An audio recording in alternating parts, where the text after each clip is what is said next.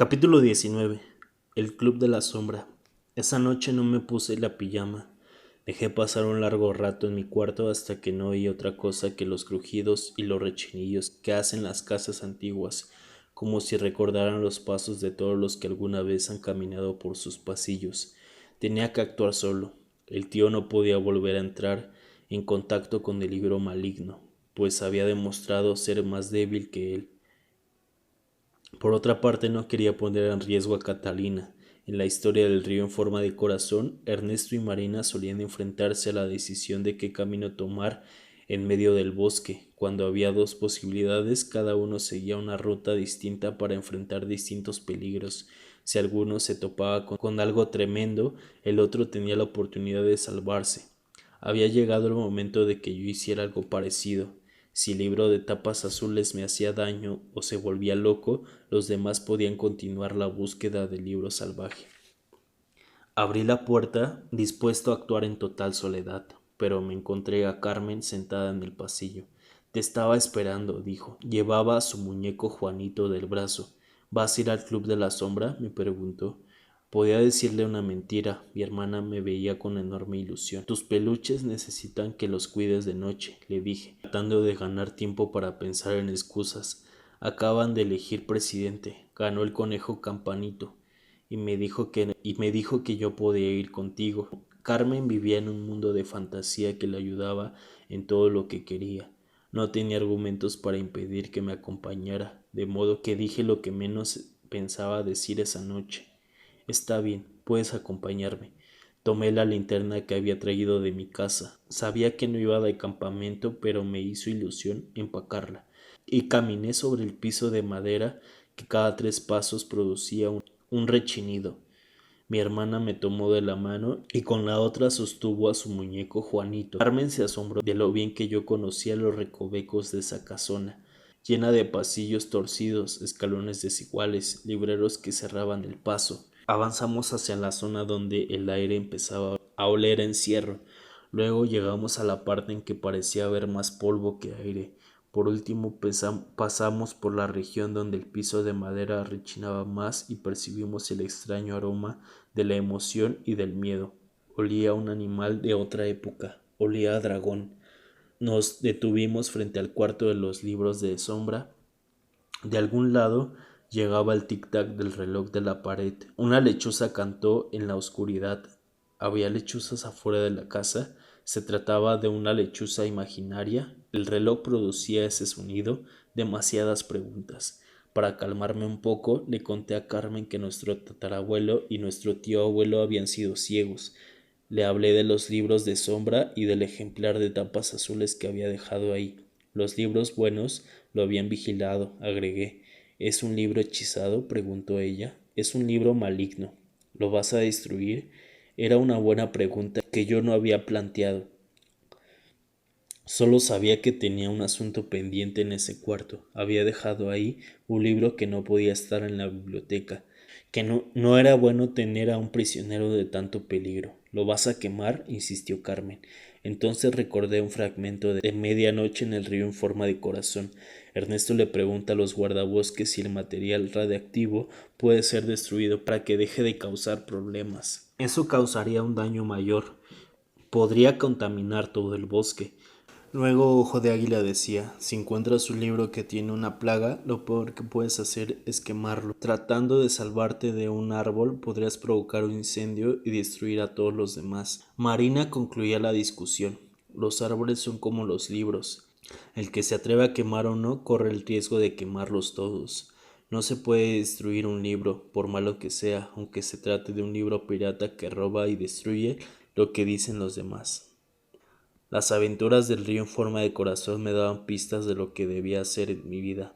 No debía destruir ese dañino ejemplar, debía sacarlo de la casa, como había hecho en el sueño del cuarto escarlata, si esa era la solución. Con esta idea en mente abrí la puerta del cuarto. Estaba tan nervioso que se me olvidó apagar la linterna. Eso no le gustó nada a los libros de sombra. 2 o 3 bastante pesados cayeron sobre mi cuello. La linterna fue a dar al piso y se apagó. Oí un portazo en mis espaldas. No hubo más movimientos. Juan, dijo mi hermana. Traté de verla, pero la oscuridad era muy espesa.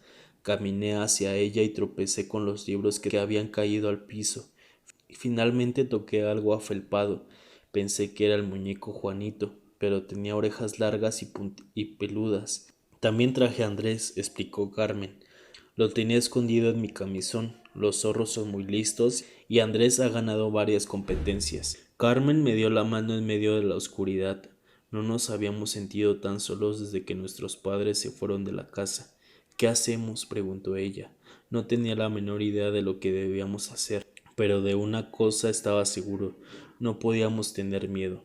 En ese cuarto tuve un presentimiento extraño. Sentí que todo lo que nos pasará después iba a depender de ese momento.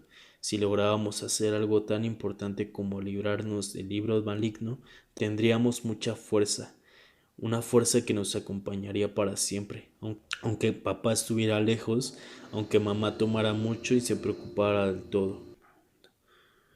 Yo te cuido, le dije a Carmen. ¿Y luego me llevarás a París? Sí.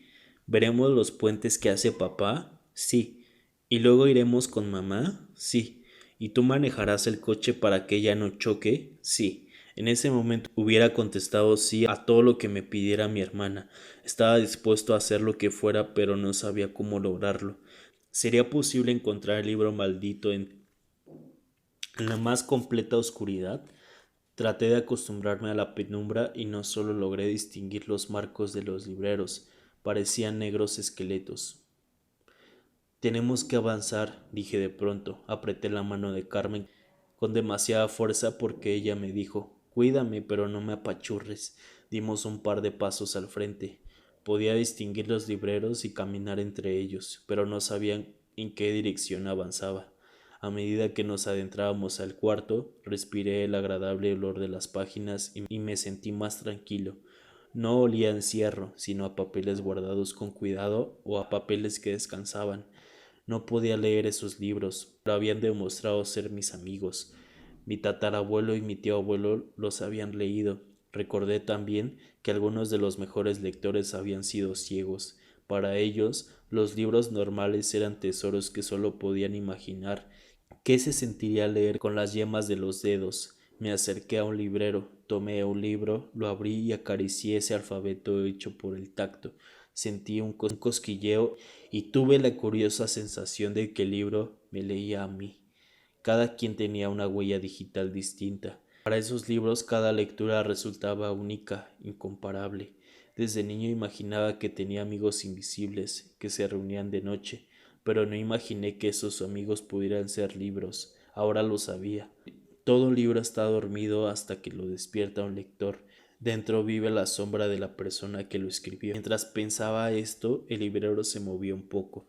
No te asustes, le dije a Carmen. A veces los libros caen para hacer escándalo. No había terminado la frase cuando 2 o 3 volúmenes fueron a dar al piso. Luego cayó otro más y otro. Los libros se comenzaron a desplomar. Cuando yo había estado ahí, supe que caían con propósito definido. Aquello era un desplome bastante ordenado. Los libros formaban escalones y yo debía obedecerlos. Pisé el primero con mucho cuidado, pero luego sentí que los libros tenían prisa y caminé con mayor rapidez, sin soltar a Carmen. Era muy raro dar un paso en el aire sabiendo que un nuevo escalón apoyaría esa pisada. Los peldaños se formaban a medida que subíamos. Ascendimos hasta sentir una leve brisa. Estamos cerca del techo. Vi el estrecho túnel que ya conocía y la apertura en la que desembocaba. Una rebanada de la luna flotaba en el cielo. Me dispuse a salir por ahí, impulsado por la escalinata que había hecho los libros. Sin embargo, algo me preocupaba, como si hubiera dejado abierta la llave de agua caliente. Había olvidado lo más importante: buscar el libro pirata. Iba a regresar cuando Carmen preguntó: ¿es este? ¿Qué? Me volví a verla. Mira el último escalón. Es un libro de tapas azules. Los libros nos habían llevado hasta ahí en compañía de su rival, como si nos pidieran que lo sacáramos. Teníamos que hacer eso. Me senté en el borde del túnel que iba a la ventana y traté de levantar el libro. Pesaba mucho y le pedí ayuda a Carmen. Entre los dos tiramos de las tapas del libro. Con mucho esfuerzo logramos empujarlo. Poco a poco se hizo más ligero y más ligero. Cuando llegamos al borde de la ventana, pesaba como un libro normal. Bajé con él por la escalera que conducía al jardín. Carmen me siguió. Habíamos pasado entre los libros de la sombra más tiempo de lo que yo pensaba. La luna se disolvía en lo alto y comenzaba a amanecer. El cielo se teñía de color violeta con rayas azul claro. Lo habíamos logrado. Habíamos sacado el libro que de nada servía. Es eso, Carmen exclamó. Se me olvidó Juanito, siempre era lo mismo con ella. Olvidaba algo, se retrasaba, tenía que ir al baño, perdía un juguete y quería regresar. Tener una hermana es tener todos esos problemas. Y a Andrés pregunté, los zorros son listos, dijo ella, mostrando su peluche. Juanito es el más tonto de todos mis juguetes. Me le quedé bien, ofendido de que llevara mi nombre. También es mi favorito. Tenemos que volver al Club de la Sombra. Primero debemos deshacernos de este libro, dije para ganar tiempo. ¿Dónde lo vas a poner? No tenía la menor idea de qué hacer con un libro que solo servía para perjudicar otros libros, pero fue como si el cielo escuchara mis pensamientos porque oí una campana. Escucha, le dije a mi hermana. Prestamos atención, no se trata de una campanilla, como la que yo había usado en la biblioteca, ni de una iglesia. No era ni pequeña ni grande. Si las campanas tuvieran tallas, yo diría que esa era una talla mediana. Claro, se trata de la campana del camión de la basura. Yo no tenía llaves de la casa, de modo que no podía salir a la calle por mi cuenta. ¿Qué hacer? ¿Has tratado de trepar por una enredadura para subir a una barda? Si eso parece difícil, ahora imagina trepar con un libro atado a la espalda, porque eso fue lo que hice. La idea se le ocurrió a Carmen. Se quitó el suéter con el que siempre dormía, si no soñaba que estaba en el Polo Norte, y lo usó para amarrar el libro a mi espalda. Ya he dicho que pesaba menos al aire libre. Parecía que tenía ganas de huir y por eso se aligeraba. Sin embargo, no era nada cómodo tener un bulto mientras tratas de encontrar tu camino en una enredadera. La campana volvió a sonar, esta vez más cerca de nosotros. Yo sabía que los camiones de basura se detenían en la esquina durante un rato. Mientras tanto, un hombre de guantes amarillos muy sucios recorría la calle avisando que estaba ahí. Disponía de unos 10 o 15 minutos para escalar la barda, saltar a la calle y correr al camión de la basura. Me atoré entre las ramas, sentí que una de ellas me aferraba al tobillo. Costaba trabajo moverse en esa enredadera. Las ramas se doblaban y se enrollaban en mis pies. Tal vez el tío había cultivado un tipo especial de enredadera para evitar que los ladrones treparan por ahí. Me iba a dar por vencido cuando algo me empujó por la espalda. No fue un golpe fuerte, parecía una palmada de apoyo. Vi una rama arriba de mí y la tomé con fuerza. La planta se roscó en mi muñeca. Eso me ayudó a alzarme. Entonces entendí el método para ascender. Si usaba los pies tratando de aprovechar las ramas como escalones, las plantas me jalaban hacia abajo, pero si usaba las manos podía servirme de ellas como sogas para subir. En el río en forma de corazón había aprendido que la naturaleza tiene sus propias reglas, una forma especial de ser entendida.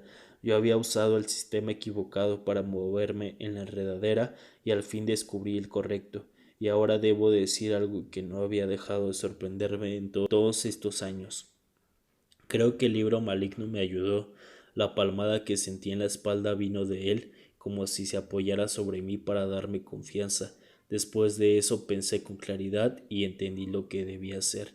El libro de tapas azules quería escapar de la casa, tanto como yo quería deshacerme de él. Aunque éramos amigos, por un momento deseábamos lo mismo y estuvimos de acuerdo. Fuimos aliados para llegar arriba, donde volveríamos a ser rivales. Cuando finalmente alcancé la cima, la campana había dejado de sonar. El esfuerzo había sido en vano. Tardé demasiado en subir. Eso fue lo que pensé al contemplar la calle desierta, pero entonces oí el ruido de un motor y vi unos faros a la distancia. El camión recorría la calle y se aproximaba a la barda. Esperé a que estuviera cerca, tan cerca que pude oler su peste a naranjas podridas y arrojé el libro con todas mis fuerzas. Cayó entre las bolsas de basura. Lo vi desaparecer en la calle donde salía el sol. No sé si esa fue la mejor solución. En todo caso, al viajar entre las cáscaras de naranja y cosas inútiles, mi adversario tendría pocas posibilidades de perjudicar a otros libros. El libro quería salvarse. y me ayudó a trepar la barda, de eso estoy seguro. Tal vez de ahora en adelante viviría como vagabundo, sin tener contacto con las páginas ajenas que tanto deseaban arruinar. Parecía una vida triste para él, la vida de un libro pordiosero. Por lo menos había salvado el pellejo. Recordé entonces que en sus páginas parecían precisamente hechas de pellejo, y me dio gusto que estuvieran lejos de nosotros. Bajé en un santiamén la barda que tanto trabajo me costó escalar. Carmen me esperaba con ojos expectantes. No había apartado la vista de la barda, por eso no había podido ver una extraña aparición en el jardín. Juanito estaba en el pasto, atrás de mi hermana. Cuando llegó ahí, Carmen decía que a sus peluches les crecía el pelo. Hablaban un idioma que nosotros no entendíamos. Se casaban unos con otros y tenían peluchitos. Pocas palabras, estaba segura que tenían vida propia. Sin embargo, incluso ella se sorprendió de que Juanito llegara ahí por su cuenta. ¿Qué pasó?, me preguntó. Juanito voló hasta aquí. Lo único que se me ocurre es que Juanito se nos olvidó a nosotros, pero no a los libros. Ellos lo ayudaron a salir. ¿Cómo lo hicieron? Es difícil saberlo. Los libros de la sombra están hechos para trabajar sin ser vistos. Otra explicación es que el muñeco llegó por su cuenta. Las cosas que queremos se acercan a nosotros. A veces parecemos que esto suceda. Todo parece indicar que es así.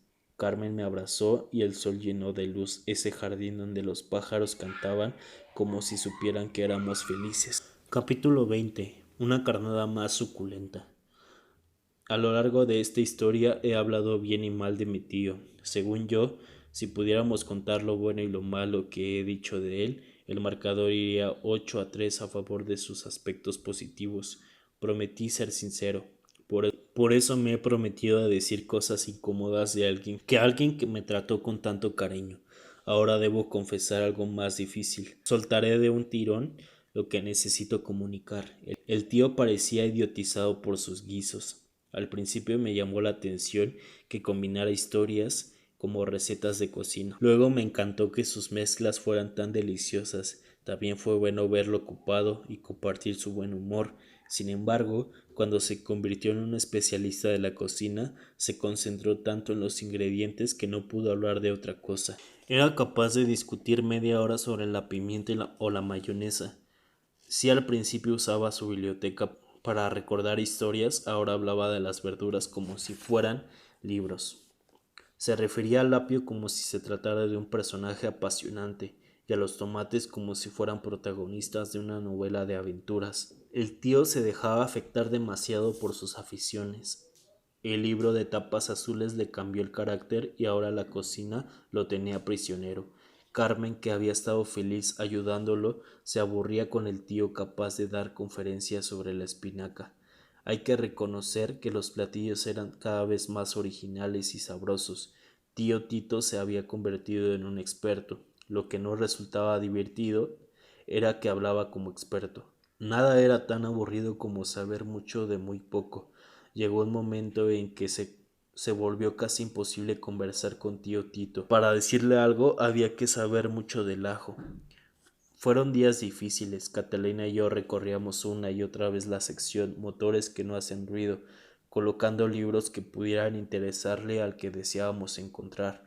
Queríamos caerle bien y le llevábamos obras sobre el tiempo y la lectura, y temas que se asociaban con su vida de libro. Nos habíamos librado del libro de tapas azules. El libro salvaje se podía mover con mayor libertad, pero eso no parecía suficiente. No basta con que deshagas de un tiburón para que los demás peces se acerquen a ti. Nuestra presa había mostrado curiosidad como una trucha que se acerca a la superficie, pero no habíamos hallado la carnada definitiva. En los largos ratos en los que aguardábamos que algo sucediera como si estuviéramos pescando en un estanque de agua inmóvil, yo pensaba mucho en mi madre. Llevaba muchos días sin verla y temía que se me olvidara su rostro.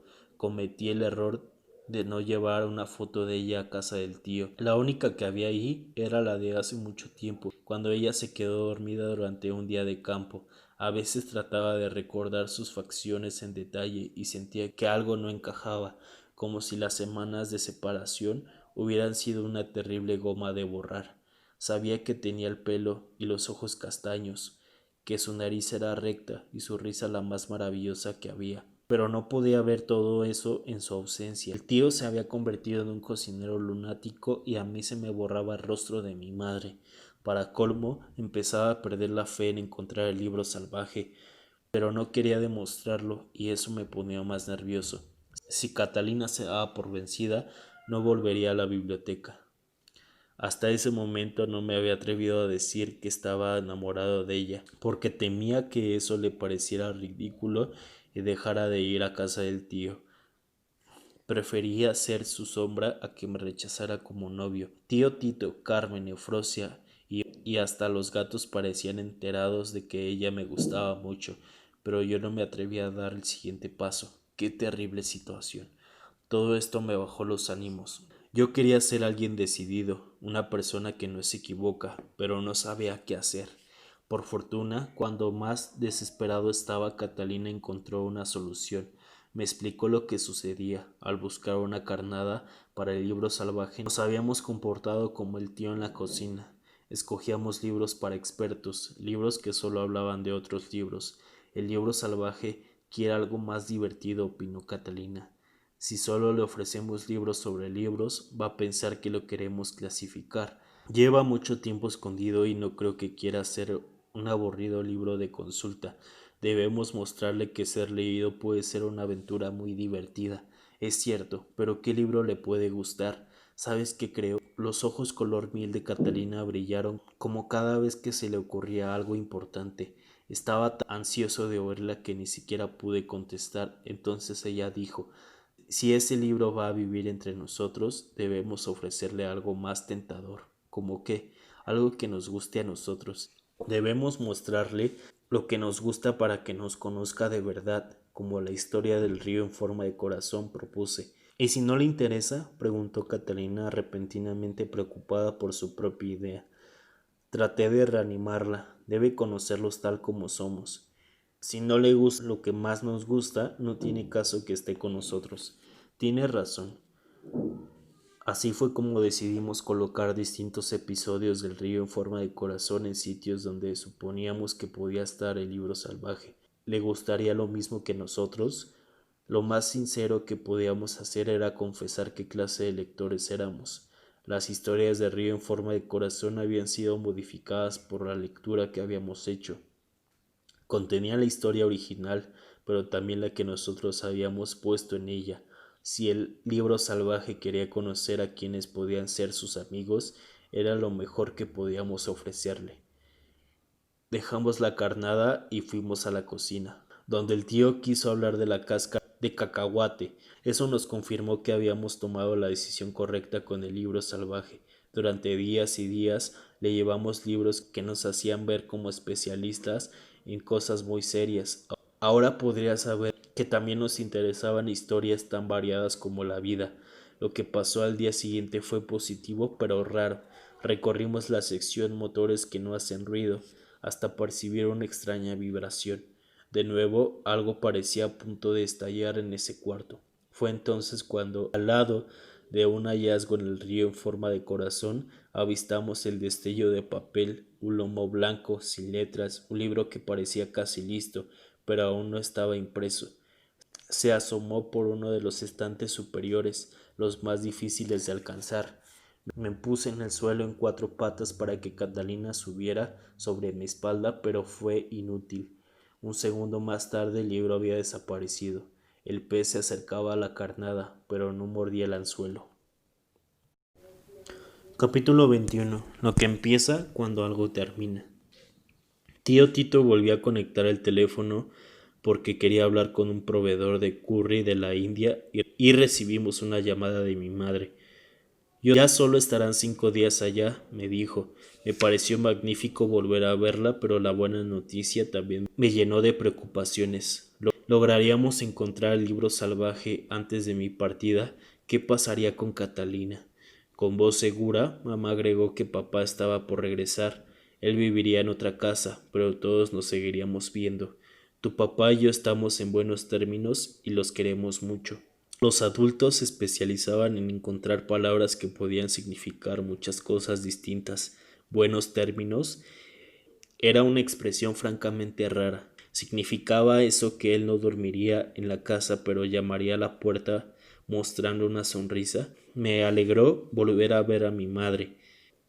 La quería tanto que quería recordarla tal como era, y me daba miedo borrar sus facciones. Sin embargo, en cuanto dijo que ya iba a ir por nosotros, fue como si acelerara un reloj que yo llevaba en mi cuarto.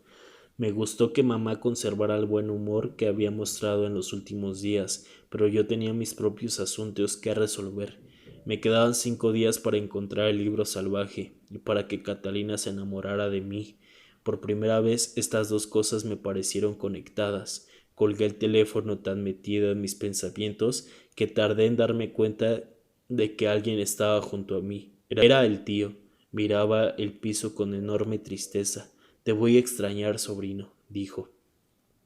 Nos quedan 5 días, agregó mostrando los dedos de su mano. ¿Volverás a visitarme? Preguntó con ansias. Claro, le dije. Tu mamá dijo que te cambiarás de casa. Espero que no sea muy lejos, comentó con resignación. La ciudad crecía a toda prisa. La casona del tío estaba en el centro y hubiera sido tremendo que nos mudáramos a las afueras. No quise seguir pensando en mi nueva casa, que de seguro quedaba en Saturno, así de mala era mi suerte. Tío Tito volvió a desconectar el teléfono y bajamos a la cocina. Estaba tan afectado por la noticia de nuestra partida que no habló de cocina.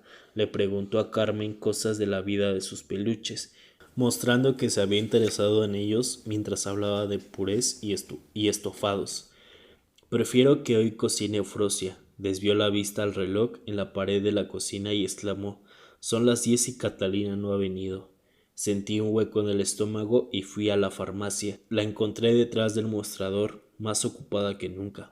Me explicó que algunas escuelas ya habían vuelto a clases y los alumnos se habían contagiado con los virus y las bacterias que atraparon en las vacaciones. Tenía que ayudar a sus padres. No puedo ir a la biblioteca, dijo con frialdad.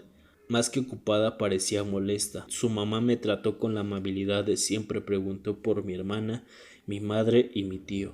Luego me dijo que veía un poco cansada a mi hija. Si la veía cansada, porque la había puesto a trabajar. Era Catalina la que quería estar ahí. Se había aburrido de la biblioteca o aún peor, se había aburrido de mí. La vi trabajar con maravillosa eficiencia. Al cabo de un rato me atreví a hacerle la terrible pregunta: ¿Qué te pasa? Catalina tenía cara de estar molesta, pero contestó como hacen millones de seres humanos cuando están molestos o no quieren decirlo. Se quitó un mechón de pelo con un soplido y dijo: ¿A mí? Pensé en decirle: claro que a ti. ¿Con quién crees que estoy hablando? Pero su voz había sonado a lumbre y me dio miedo ofenderla. Quería que estuviera de buenas, a como diera lugar. No se me ocurrió otra cosa que preguntarle: ¿hice algo mal? En ese momento hubiera aceptado cualquier culpa. Le hubiera pedido perdón a Catalina por las cosas más raras, aunque no las hubiera hecho y ni siquiera se hubiera pasado por guerras de otras épocas y naufragios en mares lejanos. Mi único interés era que volviera a sonreír como antes. No te preocupes, dijo ella, en tono indiferente que casi me mató de la preocupación. ¿Qué te pasa? Exclamé con poco control. ¿Quieres que te lo diga?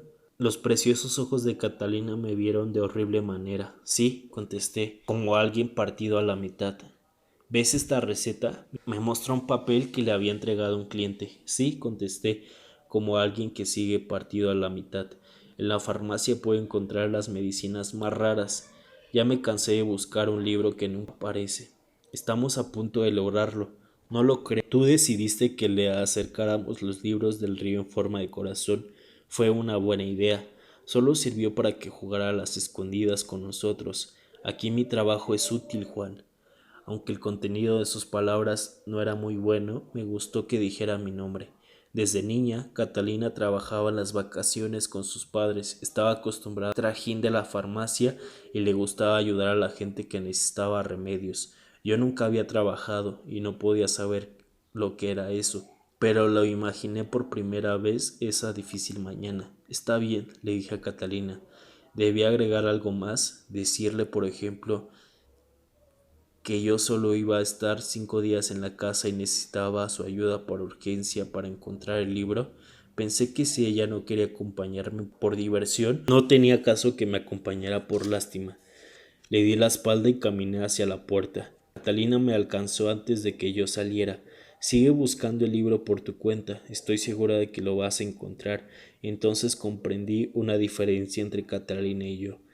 Ella tenía un sitio que extrañar si pasaba mucho tiempo en la biblioteca. En cambio, yo solo tenía la biblioteca. Crucé la calle tan cabizbajo que casi me atropelló un taxi. Entré en la casa del tío sin volver la vista atrás. Me propuse encontrar el libro para probarle a Catalina que podía hacer algo decisivo sin su ayuda. Además, no tenía otra cosa que hacer en el poco tiempo que me quedaba en la casa. ¿Quieres que te ayude, sobrino? El tío se acercó con una libreta dispuesto a anotar los títulos de los libros a medida que los revisaba. Había sido tan amable conmigo que no pude rechazar su compañía. Recorrimos la sección motores que no hacen ruido, sin otro resultado que un calambre en mi pierna derecha y una tempestad de estornudos en la nariz de mi tío, que se había desacostumbrado al polvo de los libros. Decepcionado, el tío me dijo: no soy un lector princeps, los libros se dan cuenta. Se necesitan dos para esta búsqueda, pero yo no hago buena pareja. Con estas palabras se dio por vencido. En la tarde no tuve ánimos para seguir buscando. Entré a la sección El pescador y su anzuelo, y un título llamó mi atención: Los misterios de París. Era extraño que estuviera en esa parte de la biblioteca, pero ya me había acostumbrado a los caprichosos saltos de los libros. Cuando empezamos las vacaciones, yo odiaba esa ciudad porque mi padre se había ido ahí sin nosotros. Luego, cuando papá habló conmigo, me contó del puente que construía y de lo mucho que me extrañaba. Me pareció un sitio menos malo. Ahora comenzaba a interesarme. Regresé a mi cuarto, abrí el libro y comencé a leer. Contaba muchas historias a la vez, de gente que había sido tremendamente malvada o tremendamente buena. Ahí todo era tremendo. Eso resultó perfecto para alguien abrumado de problemas. París me pareció como una enredadera de conflictos que podía hacerme olvidarme del mío. Al caer la noche entendí por qué ese libro apasionante estaba en la sección El pescador y su anzuelo. Era mi carnada y me había pescado. Gracias a él sobrevivía a un día que me parecía insoportable. No paré de releer en toda la noche. La luz del día me sorprendió con el libro abierto. Luego dormí un par de horas, bajé por unas galletas y seguí leyendo en la cama. No hice otra cosa en todo el día. Mientras me metía en todas esas historias ajenas, no dejaba de pensar en Catalina. La gente iba a su farmacia a buscar remedios para enfermedades. El único remedio que a mí me interesaba ahí era la propia Catalina. Como ella no podía estar conmigo, el remedio para su ausencia era viajar a otro mundo, leer historias emocionantes que me ponían la piel de gallina, pero que acababa por hacerme pensar en Catalina. Era como estar en un laberinto emocionante, pero a fin de cuentas un laberinto. Al terminar el libro sentí que conocía París mejor que mi padre. El tío me visitó a mi cuarto, puso una cara muy triste como si llegara a un entierro. ¿No has salido de tu cama? ¿Te sientes bien?, preguntó. Me siento mejor, le dije, y era verdad. La gente se metía a la cama para aliviarse de una enfermedad. Eso hice y mi medicina fue la lectura. A la mañana siguiente ocurrió un milagro. Bueno, ocurrió algo que me pareció un milagro. Catalina tocó el timbre. ¿Por qué no me explicaste? Fue lo primero que dijo. ¿Qué? Que tu mamá va a venir por ti. ¿Cómo lo sabes? Carmen fue a la farmacia. Desvié la mirada a mi hermana y ella me dijo: la idea no fue mía, fue de Juanito. Es tonto, pero a veces se le ocurre algo. Tal vez Andrés habló con él. Carmen también le había contado cómo sacábamos de la casa el libro de tapas azules. Catalina estaba tan admirada de lo que había hecho y de que no lo hubiéramos presumido. Tenemos que encontrar el libro salvaje, dijo. No hay tiempo que perder. Me encantó su cambio de carácter. Estaba tan emocionada. Al entrar a la sección motores que no hacen ruido, le di un beso. Sentí su piel suave, sentí su olor a algo dulce y magnífico.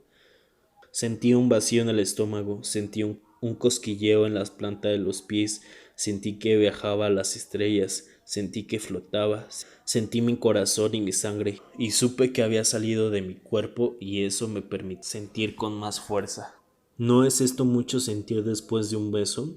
Sí, es mucho y me fascinó. La piel de Catalina sabía a perita de anís.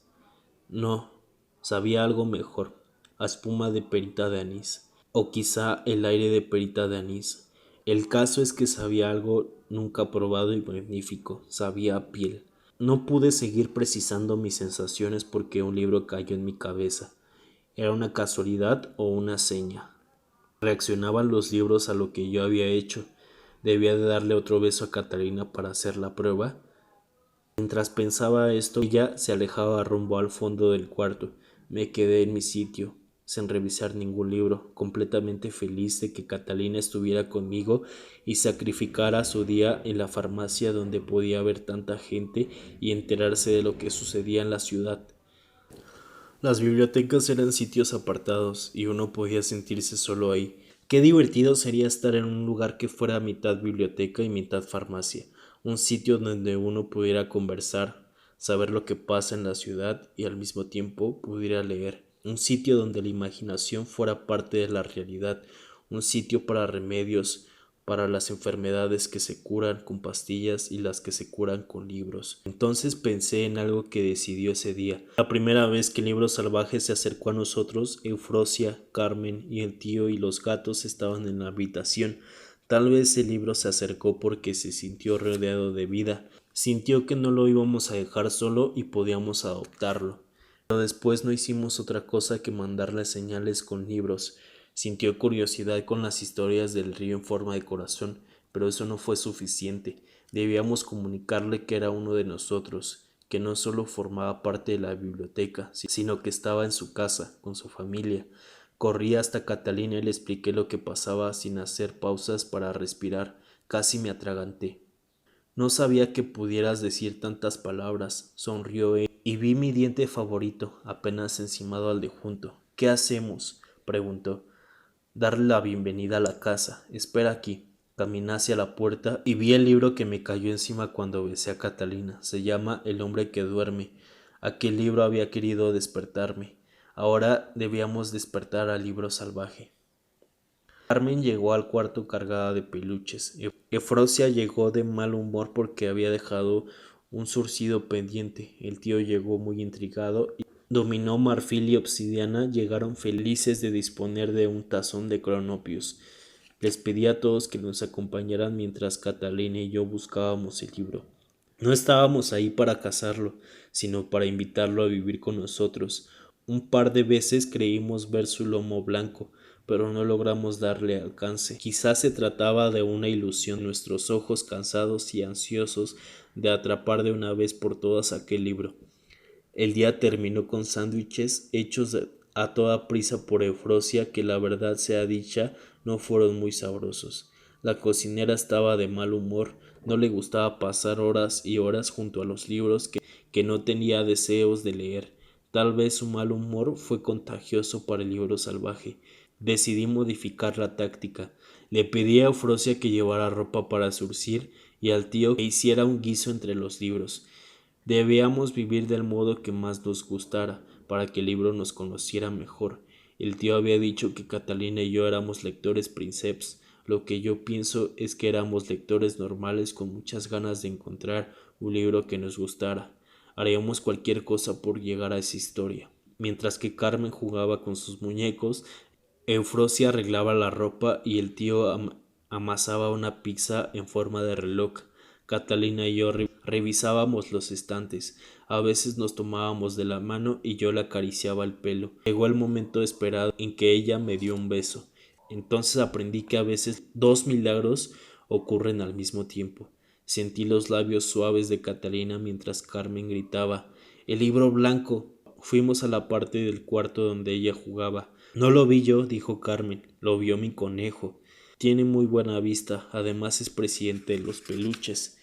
¿Dónde está el libro?, le pregunté. ¿Ahora sí crees que los peluches están vivos? ¿Eso qué tiene que ver con el libro? ¿Sí crees que mi conejo tiene buena vista? Me preguntó. Tu conejo tiene excelente vista, le dije. En la tercera repisa junto al rincón. Hace un rato que mi conejo lo está viendo, dijo Carmen. Busqué la tercera repisa. Ahí estaba. Sentí la respiración de Catalina en mi nuca, como una brisa suave, y avancé hacia el libro. Esta vez no se resistió. Toqué el papel rugoso, toqué sus páginas, lo sostuve. Era en un tiempo ligero y denso, un libro compacto, agradable. Tío Tito, Eufrosia, Carmen y los gatos se congregaron alrededor de nosotros. Catalina abrió el libro. Las páginas estaban en blanco. Tanta búsqueda para nada. Vi el techo que también estaba en blanco. El libro salvaje era un libro vacío. Entonces percibimos una vibración, como un motor que arranca. El libro temblaba. Parecía que las páginas sentían cosquillas al ser vistas por primera vez. No estaban acostumbradas a ser recorridas con los ojos. Luego el libro pareció calmarse, como un gato al que le frotan el lomo, aunque nosotros solo lo frotamos con nuestros ojos, deseosos de leer su historia.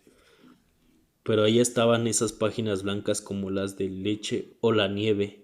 Tenía sentido haber luchado tanto para conseguir una aventura sin letras, una historia sin palabras, un cuento en blanco. ¿Qué debíamos hacer? ¿Agitarlo, apretarlo para que escupiera al fin su mensaje, si es que tenía uno? Catalina pasó los dedos sobre las páginas, como si quisiera leer el modo de los ciegos. Esperen un poco, dijo el tío, con la voz cortada por la emoción.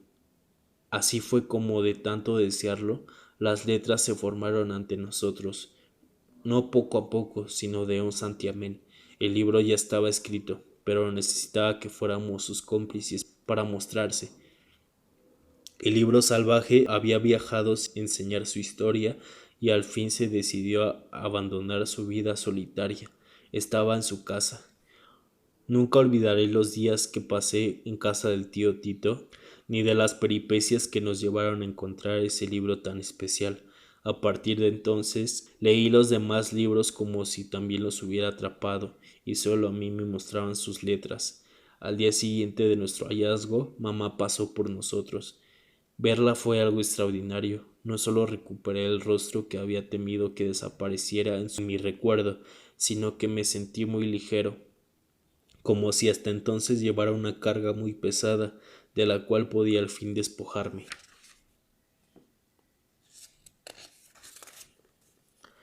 El querido tío se emocionó tanto en la despedida y me dio unos cronopios para el camino. También le dio gusto saber que nuestra casa no quedaba lejos de la suya. Antes de que saliéramos, dijo algo inesperado. He aprendido mucho durante tu estancia, sobrino. Ahora hasta tengo ganas de salir a la calle. Los libros mejoran rodeados de vida. Es lo que tú me has enseñado. Te iré a visitar, pero no te preocupes por atenderme. Llevaré mi propio té de pipa. Viajaré en autobús, aunque los demás pasajeros tengan caspa. He roto el cascarón de mi soledad. Me siento como un pollo ilustrado y recién nacido. Tengo canas en vez de plumas, pero no hay pollos perfectos. Mi tío seguía siendo el pariente más raro y más simpático que yo tenía. Luego me entregó el libro salvaje. Es tuyo, dijo. Ha pasado muchos años desde que ocurrió esta historia, pero no he podido olvidarla. Tampoco la ha olvidado Catalina. Ella sigue trabajando en la farmacia hasta que tuvo edad para casarse conmigo. Mis padres hicieron sus vidas por separado, pero yo no dejé de ver a ninguno de los dos. En los momentos de angustia en que me sentí más solo, los libros fueron mis compañeros. Desde entonces ha estado conmigo en las buenas y en las malas. Al fin he contado la historia que guardaba como un secreto. Por cierto, casi me iba de estas páginas sin decir de qué trata el libro. Hagamos una pausa emocionante en lo que está permitido respirar hondo y, si es necesario, comer una galleta para recuperar las energías. Muy bien, podemos continuar. Aquel día inolvidable, Catalina, Eufrosia, Carmen, el tío, los gatos, los peluches y yo mirábamos las páginas en blanco hasta que el libro se decidió en mostrar las peripecias que tenían escritas. El libro salvaje comienza de esta manera. Voy a contar lo que ocurrió cuando yo tenía 13 años. Es algo que yo no he podido olvidar, como si la historia me tuviera tomado del cuello. Sí, el libro salvaje comienza igual que este libro. pero cada lector le agrega algo distinto. Has leído la aventura que viví para conseguir la obra que tienes en tus manos. Lo que sigue ya depende de ti.